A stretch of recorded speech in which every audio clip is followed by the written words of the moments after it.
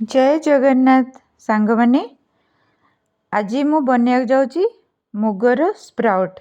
तो प्रथमे मुग को धोई ताकू छाणी गोटे कॉटन रो व्हाइट छोट कपड़ा रे ताकू आमे बांधिकी एमिति बतरे नबा।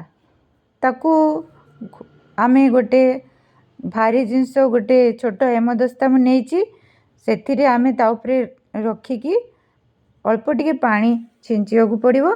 तापरे घोड़े की आमे रखीदेवा। 2 दिन ताकू रखीदेला परे आमे खोलिकी देखिबा।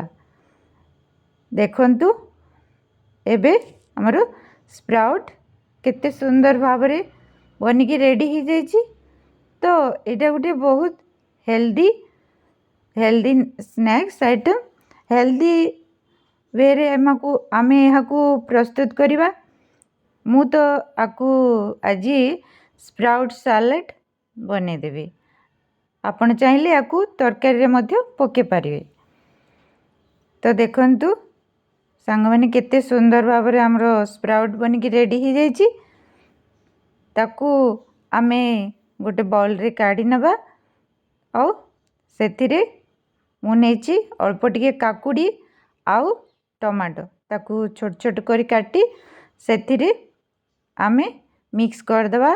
तापरे लेंबू टिके चिपुड़ी देबा और सेथिरे ब्लैक सॉल्ट टिके मिक्स कर देबा।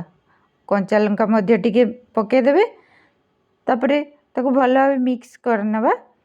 वर्तमान हमरो स्प्राउट सैलेड बनिकी रेडी ही जाइछि।